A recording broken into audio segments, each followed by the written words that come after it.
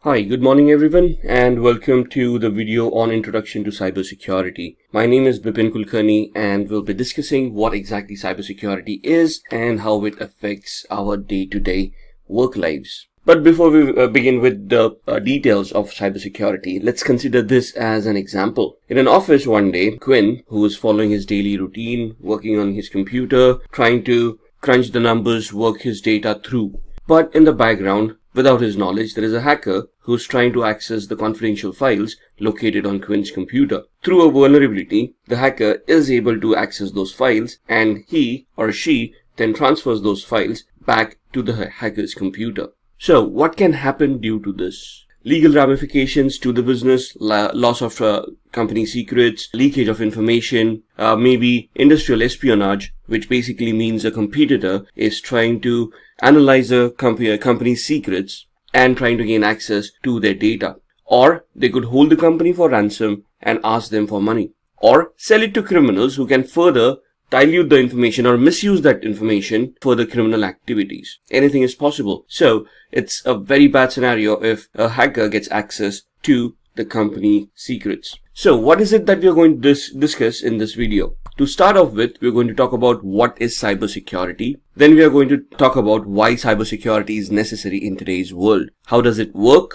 Who is a cybersecurity expert? What are the skills required? And of course, what are the courses and certifications required from an individual to be called a cybersecurity expert? So let's begin with the first one. What is cybersecurity? Cybersecurity by itself is a process, a design and architecture created to protect networks and devices from attacks, damage, or unauthorized access. So the advantages of cybersecurity are that you want to protect your business. Like in the previous example, we just talked about an individual and his files being accessed. What if company server got compromised or their web applications got compromised and their databases leaked out? So we want to protect our businesses from hackers, which will result in increased productivity because people would then be in a very controlled environment, concentrating more on their work than worrying about cyber criminals. It would inspire customer confidence, where if I as an organization, I'm going to audit myself, I'm going to ensure that I'm complying to certain regulations, my clients would feel more confident about sharing their information with me as an organization. It would help me making my applications and websites more stable, protect them from external threats, and would also protect my customers or clients from cyber attacks because I would be holding some amount of data for my customers and clients as well. So I have to think about not only my organization, the data that my organization owns, but what I held or what I hold for my customers and clients as well. So essentially, what we want to achieve out of here is a design which we want to implement in a manner which will allow all these factors to function in a standardized manner. So why do we want this? And what would be the advantages of implementing cybersecurity? Now, first and foremost, what is cybersecurity? There are three main pillars of cybersecurity that we deal with since the inception of computers. And they're known as the confidentiality, integrity, and availability triad. Also known as CIA, not to be confused with the American Intelligence Agency. But here we're looking at three different pillars where we want our data to remain confidential, the integrity of that data to be intact, and the data to be made available at all points in time. So let's talk about these three aspects. The principle of confidentiality asserts that the information and functions can be accessed only by authorized parties. So, for example, even if you password protect your file, what is it that you're trying to do? You're trying to prevent other users accessing your data and peeping into your files so that your data remains confidential. It is only shared with people who know the password. Integrity. This is where the trustworthiness of that data comes into the picture, where if the data is going to be changed, for example, you have a spreadsheet which has a lot of information about users and their login activities and whatnot, and you want to ensure that that data is not modified by any unauthorized user. So you're going to verify that the information is correct and is not modified by anybody who's unauthorized. The availability part ensures that this data is made available to all authorized users when and where they want it, right? The principles of availability assert that in systems, functions and data must be available on demand according to agreed upon parameters based on levels of service. Now, this is where your service level agreements would come in. For example, when we log on to Gmail, we always assume that Gmail is going to work and is going to be available online. At no point in time, or very few times, has it ever occurred that you've gone onto the internet, typed in gmail.com and the website is not available. In fact, if the website doesn't open, we figure out the internet is not working, right? But Gmail as a service is always made available. Now, when we talk about threats to CIA, the confidentiality, integrity and availability, we talk about them in two different parameters, cybercrime and hacking. So, what is cybercrime? Cybercrime is any criminal activity or any unauthorized activity that would involve the usage of any computing device which would result as a security incident at the victim's end. Most cybercrimes are carried out in order to profit from them. Criminals would try to do phishing attacks to steal your money out of your bank accounts, or would try to con you into giving out your credentials, thus compromising your email accounts or your social media accounts, and try to gain access to your identity.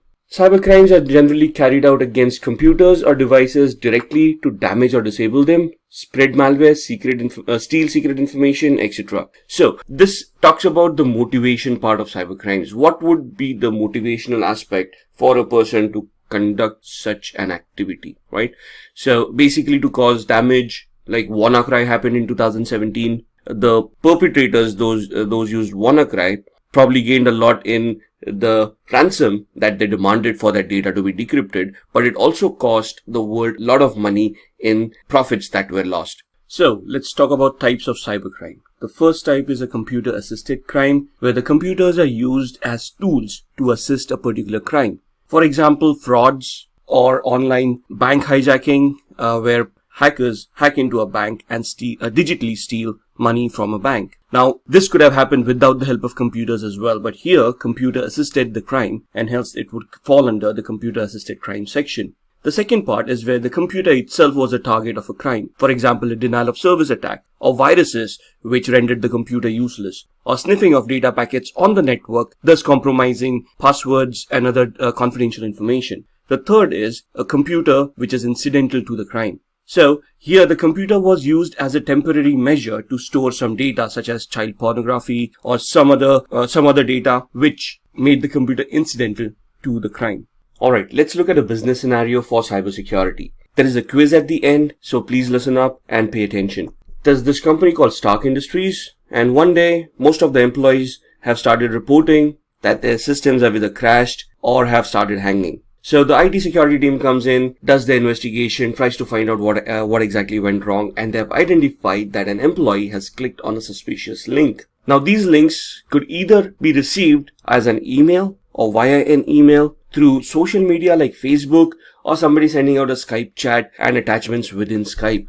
Now once a user clicks on these links are designed to redirect the connection that the computer is going to make to a malicious server hosted by the hacker, and it supposedly downloads a malicious file or some scripts and executes them on the victim's machine. Once executed, these scripts or the content within these files, maybe the content could be a virus or a Trojan, these will start executing themselves and start infecting machines and start basically behaving the way they have been programmed to behave. In this scenario, a lot of users started reporting that their machines started crashing or the systems hanged. Now the security team scanned all the systems and blocked Facebook and Skype on all machines until further orders. Now this is a preventive mechanism where you're going to prevent possible attacks or future attacks from coming in. So the reaction of the security team here is to block those sites from where the attack may have happened. The question to you at this point in time is, what type of computer crime is being referred to in this scenario? Is it a computer assisted crime, computer as the target crime, or computer incidental to the crimes? So please post your answers in the comment sections below and we'll respond back to you about your answers. Now let's go a little bit further and see what would motivate people for committing such cyber crimes, right? The first and foremost motive is disrupting business continuity. Others would be looking at data theft or information theft and manipulating that data to gain from that data. So if I'm able to access your computer and steal some data that has some value to you and sell it, or make it public, you would be at a financial loss because that data no longer has any value. Creating fear and chaos by disrupting critical infrastructure. For example, a company's infrastructure crashes, the services are no longer being offered by that organization, and people start panicking, start fearing an attack by cyber criminals, and it leads to chaos. Financial loss to the target, which is very obvious. If I do a denial of service attack, or if I make a service unavailable from an organization, what is going to happen is, since that service is not functioning, the company is not going to make any money out of it, and thus going to suffer a financial loss. Achieving states' military objectives, one country spying on another country, trying to gather information about their military intelligence, military activities, or any other activities that can harm the original country. Demanding ransom, hackers can encrypt your data and then demand a ransom from you in lieu of decrypting the data again. Damaging reputation of a target, impersonating a user on the social media platforms, making false statements, thus damaging the reputation of that person, and propagating religious or political beliefs. Religious fanatics, promoting whatever cultures that they want to promote, trying to gain more followers, thus bringing more unrest to the world. Any of these could become motives for cybercrime. In fact, it could be just a script kiddie where people are trying to learn about hacking and they just start hacking for fun. They might not even have a motive for making a profit out of it. Maybe it just thrills them so that they are able to showcase their skills, and that's why they do a cybercrime. So, which brings us to the next topic where we talk about types of hackers. This will allow us to identify what kind of attacks are also possible on a particular organization as far as motives are concerned. So, the basic types, let's start off with the black hat hacker. Individuals with extraordinary computing skills resorting to malicious or destructive activities. These are your criminal hackers who try to profit from their crimes, and they will have a malicious intent in trying to hack a victim organization. The grey hats are individuals who work both offensively and defensively. What does that mean? They could work as black hat hackers with malicious intent and try to harm some organization, while on the other hand, they would also try to work as a security analyst and try to enhance the security posture of an organization for a remuneration. Third one, which is white hat, which is what we want to be or what we want to achieve ourselves as. An individual who professes the same skills as a black hat hacker, probably uses the same tools, has the same kind of knowledge, but the intent is different. They're going to use them for defensive purposes. There's no malicious intent. They act with authorization from the organization, and they will try to detect any flaws and try to plug out those flaws so that black hat hackers would not be able to misuse those flaws to gain access. Suicide hackers. Now, individuals who aim to bring down critical infrastructure for a cause and are not worried about facing jail terms or any other punishment. So, any people or any organization or a group of people, for example, Anonymous or these kind of organized hackers, they have a political cause or a social cause that they want to promote, and they do this by hacking critical infrastructure of organizations, bringing it down, defacing their website. Now, why would these not be classified as black hat hackers? The main difference between black hat hackers and suicide hackers is that black hat hackers will try to hide their identity. They will always have a fake identity that they will utilize and try to hide behind it, whereas suicide hackers will claim responsibility for the attacks that they have done and will boast about it. They will not be worried about facing repercussions for the attacks that they have done. The script kiddie. A script kiddie is an unskilled hacker who compromises systems by running scripts, tools and softwares already developed and already made available by real hackers. So these guys have very minimal technical knowledge. They have no idea how that attack works. They're just going to use an automated tool, click on a few buttons and hope that the attack succeeds. A cyber terrorist. Individuals with wide range of skills motivated by religious or political beliefs to create fear by large-scale disruption of computer networks. We could talk about organizations like ISIS, who have a lot of digital propaganda that they use and target weak-minded people to join their causes, or people who spread ransomware, who terrorize organizations and hold them to ransom and demand money from them by encrypting their data. State-sponsored hackers. Individuals employed by the government to penetrate and gain top-secret information and to damage information systems to other governments. The best example would be the cyber wars that are going on these days. Most of the organizations, most of the countries nowadays would have a secret cyber cell consisting of highly skilled hackers who are entrusted with the task of spying on the enemies and trying to gather information by hacking into their infrastructure. Now, it is not going to be a legit job. It will always be masked by a legit organization, but this does happen. Hacktivism. Individuals who promote a political agenda by hacking, especially defacing or disabling websites. So the difference between suicide hackers and hacktivism is suicide hackers have a social cause that they want to promote. Hacktivists would have a political agenda and they're going to deface websites and they're going to promote their agenda by defacing such websites. Alright, so let's talk about some common attacks in cybersecurity.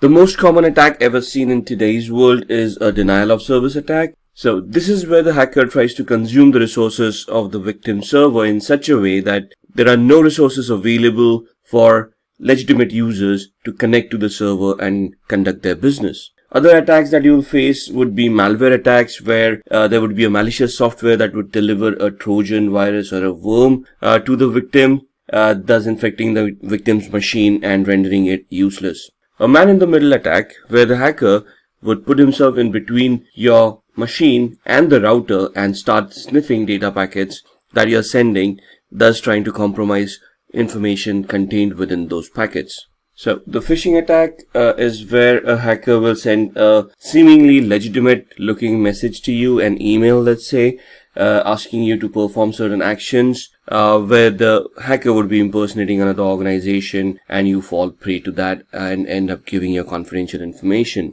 A drive-by attack, cross-site scripting attacks, where web applications get compromised and scripts are embedded within those applications or within commands that are sent out by the users. Password attacks, where hackers try to compromise the passwords of users by cracking them based either on brute force, dictionary-based attacks, or password guessing. Eavesdropping attacks, this could be physical in nature, where somebody overhears what you're saying or tries to capture data packets that contain your VoIP transmissions, where let's say you're assuming you're making a Skype or a link-based call. SQL injection attacks, where again attackers will target your database, try to send in malicious queries which will compromise your database and the data within. Birthday attacks, it is based on cryptography, where you're looking at permutations and combinations of how algorithm functions, and then you're looking at the permutations on how many times the processing needs to be done for that algorithm to be reversed.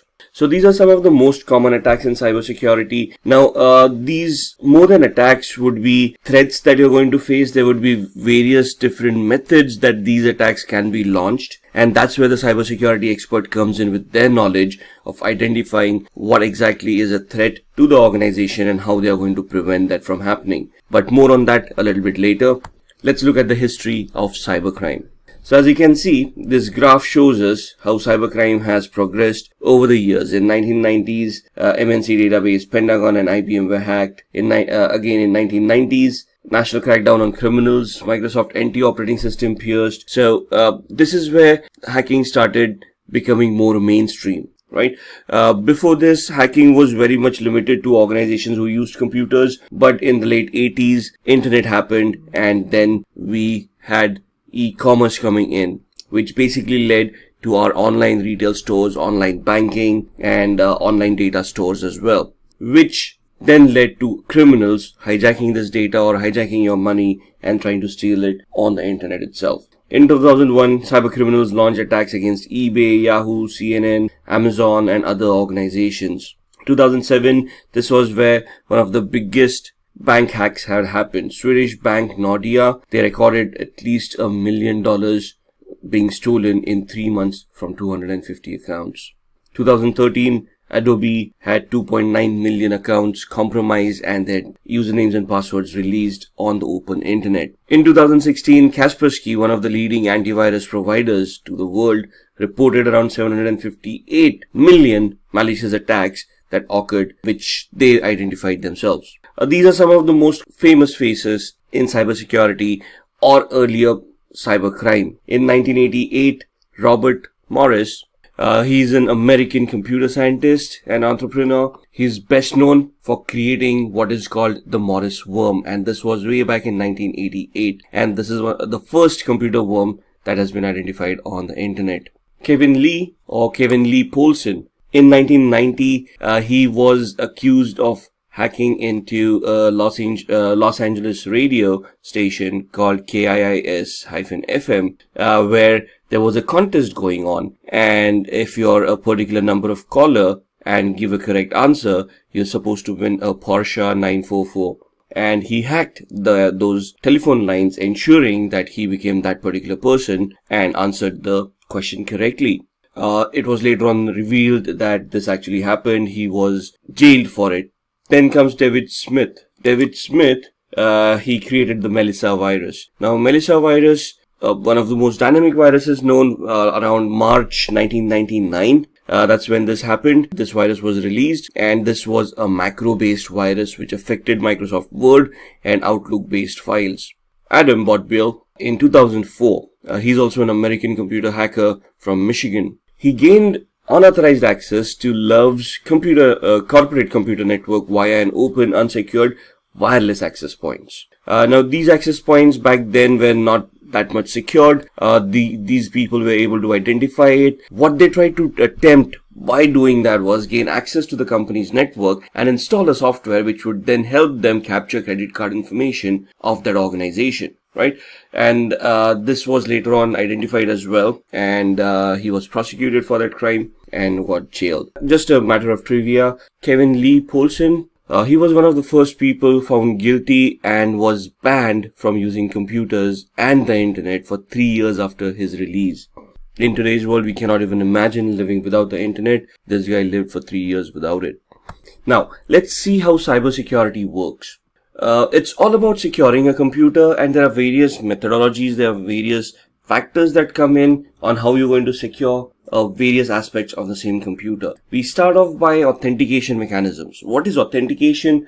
Authentication is the part where you're going to identify a person, authorize that person for some access controls, and authenticate that person to ensure that the person is the same person who they claim to be. So here you start off with a username and you associate a password with it. The username is used to identify the account that the person wishes to access. The password is the authentication mechanism to prove that the person is who they are. Now here, you may want to enhance the authentication mechanism by using a two-way authentication mechanism. For example, with banks, when you type in the username and password, they send an OTP or a one-time password, which is auto-generated by a server and sent to a registered device that the person owns.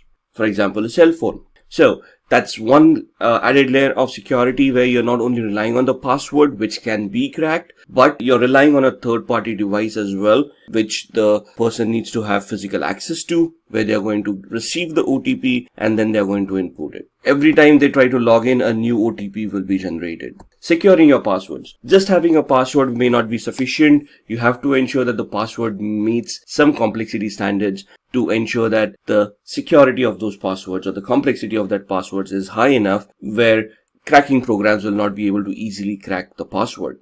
Regular updates. All the operating systems or the applications that you use will be receiving regular updates. Could be for functionality, but more for security. So as new vulnerabilities in applications or operating systems are found out, the software vendors or the developers of those softwares over a period of time start sending out these updates, also called patches, to the end users. It is very important for the end users to identify these security patches and install them on their devices as soon as possible. Else, they remain open for those vulnerabilities, and unpatched systems thus can easily be hacked. Usage of an antivirus. To protect yourself from viruses, worms, trojans, essentially malwares, there needs to be a software that's installed on your computer that is going to watch out for them. You cannot rely on the operating system itself to protect you, so there has to be an antivirus which will be scanning the connections that you are making, the websites that you will be visiting, the files that are getting executed in the background, and ensure that everything that is happening is legit. Installing a firewall on a system or a server. A firewall essentially is a software or a hardware that allows or disallows some functionality. For example, a port to be opened or closed, or a service to function on a computer or not function on a computer. Thus, what you're trying to do here by disabling unwanted services is you're limiting the threat landscape that you're creating for your computer. If a service doesn't exist on your computer, it cannot be hacked. So the essence here is first identify which ports you'll be using, which services you will be using, and then create a policy on the firewall to ensure that only required ports and services are running. No phishing. So phishing, as we said, could be a malicious website that is being hosted by a hacker. The hacker sending you a fake mail looking like a genuine email, asking you to connect to that particular server and fooling you into you giving that confidential information to the hacker.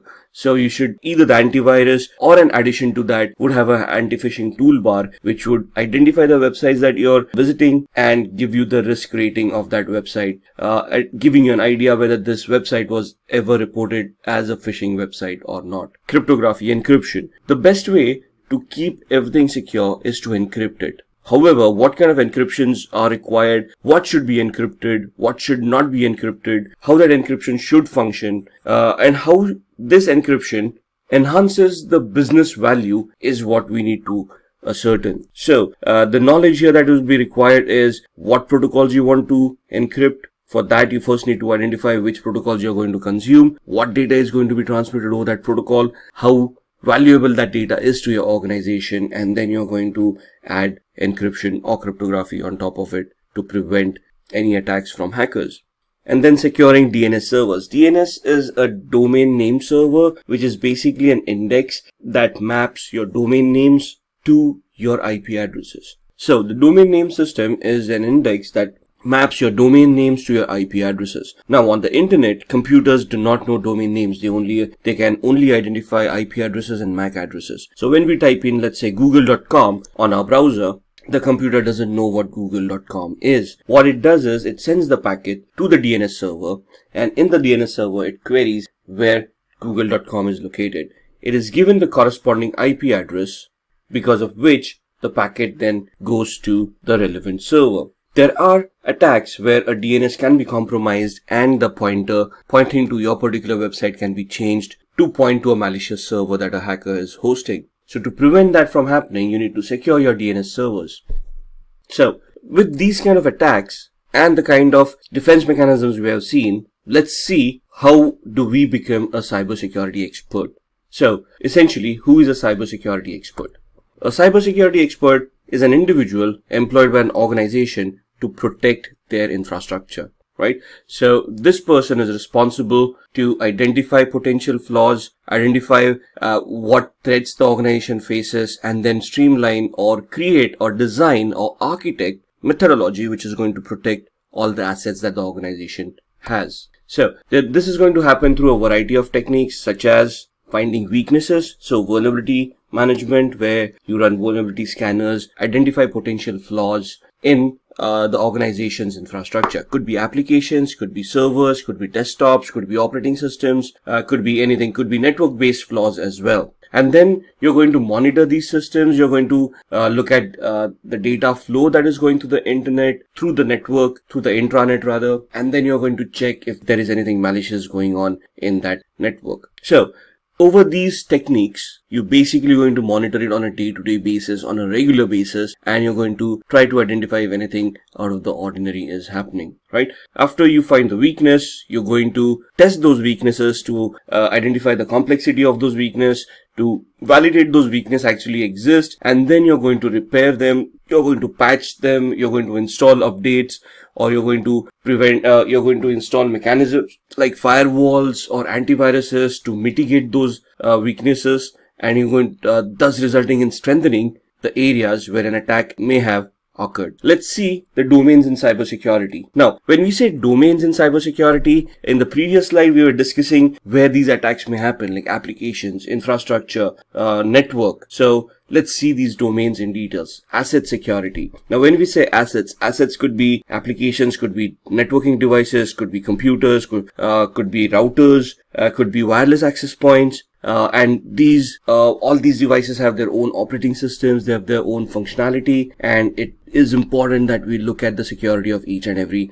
asset that the organization owns. Security architecture and engineering. Now, not everyone can just walk in an organization and then say, let's start implementing security in a particular manner. We have to standardize the security in such a way where the security is constant for a long period of time and is consistent. right? So for that to happen, there is an architecture, an engineering phase where we are going to create a plan of how this security needs to be implemented. For example, if I determine to install a particular antivirus, I have to ensure that the same antivirus is installed on all the systems in the organization. I cannot have different kind of antiviruses installed that do not talk to each other or do not report properly to the proper owner. So we have to create policies, procedures, and we have to implement them in a standardized manner for our security to work properly. Communication and network security. Now, with cloud computing coming in and hybrid clouds happening, where you got a deployment of a physical infrastructure talking to something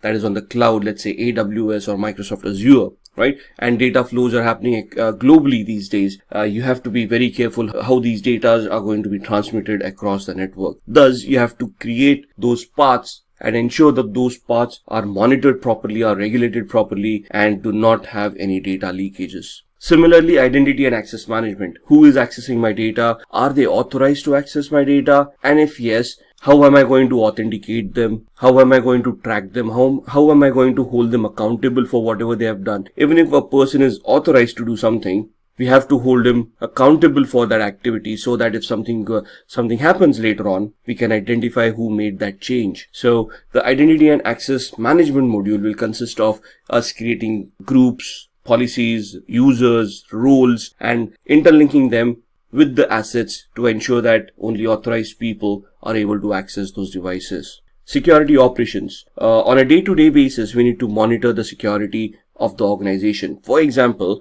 if today I start facing a denial of service attack, or somebody starts a password attack on my organization where they're trying to crack somebody's password, there should be some internal mechanisms that are in place which will try to identify these attacks, warn the appropriate administrator, and that administrator will walk in and try to investigate that attack. So day-to-day operations are a must. Security assessment and testing. Now that we all have these mechanisms in place, are they going to remain constant for the rest of our lives? No. IT is an ever-evolving scenario. So we need to assess and test our security controls on a regular basis to ensure that there are no gaps left. What I configure today may be irrelevant tomorrow. So I have to constantly keep on looking at the latest security trends, the latest vulnerabilities that are being identified, the patches that are being installed, and I have to compare my infrastructure to all of these to see that I am compliant with the latest security standards. Software development security. So if you're an organization who's developing software and who's going to sell that software to end users, security becomes a huge part, because the end user or the buyer, if it is an organization, is going to ask what kind of security testing was done in that application. So that brings us to a software development life cycle, which talks about how you're going to create that code, how you're going to test that code, ensure that the code is secure enough. So you need to follow secure coding practices, and you're going to test the software over and over again till you're satisfied with the outcome. And then security and risk management. Now, when we come to risks are basically events that may occur compromising the security of an organization. So it is very important that we identify these risks, we map these risks, we verify how that risk is going to impact the business, and then try to figure out security controls to mitigate that risk or bring it down to manageable aspects. So that's a lot of talk, that's a lot of domains, that's a lot of attacks that we have discussed. Now let's see what kind of courses and certifications are available for us to enhance our careers and address all of these domains, all of these attacks. So starting off from a technical perspective, where we are going to look at ethical hacking or security, where we are going to assess and do a vulnerability assessment and penetration test. There are certifications from CompTIA like Security Plus, or from EC Council, which is the Certified Ethical Hacking Training, which basically allows us to become vulnerability assessment and penetration testing experts. So we'll be technically testing each and every device and trying to hack those devices to see if that vulnerability is real and what can be attained out of that vulnerability. CISSP is a very high level certification that normally is considered as a management level certification. Right? So just to get certified yourself, you need at least 5 years of experience in the IT security field. This is where you get certified and you're basically a chief information security officer, where you're going to develop policies, procedures, and security control mechanisms and you're going to standardize the security policy of the entire organization. Then you've got the CISA, or also known as the CISA, Certified Information Systems Auditor. It is from an organization called SACA. It's more on the system side, where you're going to audit systems and you're going to verify that they are adhering to the policies that you have implemented. The CISM or SISM is the Certified Information Security Manager. This is again a project-based oriented approach where you're going to manage the security of an organization, and you're going to look at all the daily operations of the security operations center, and you're going to maintain and manage all of those functions overall. When we talked about risk assessment and risk strategy, for that we've got the CRISC, which is a Certified in Risk and Information Systems Control. Now, for these certifications, this is more on the business side of everything, where you understand the business processes, you understand the business requirements, and based on those business requirements, you compare the technical implementations of computing powers that you have implemented, and then you're going to compare how those technical aspects can be converted into a risk. For example, a vulnerability assessment identifies a possible SQL injection attack. Now, technically it becomes a big risk. However, which system is being affected? If that system gets compromised, what kind of losses is the organization looking at? How much are they going to be? What kind of losses the organization is looking at? Are they looking at lawsuits from their customers? Are they looking at penalties from regulatory authorities? So that risk, that implied risk that if this vulnerability is hacked, that is the aspect that you want to look at when you're looking at risk information and controls. Similarly, you have CCSP. This is a Certified Cloud Security Professional certification. So this is especially for people who want to deal with the cloud. Let it be a public cloud, a private cloud, or a hybrid cloud. This certification gives you an architectural overview over different aspects of cloud and how you want to implement security in a cloud-based scenario. So Simplilearn offers all of these certifications with trainings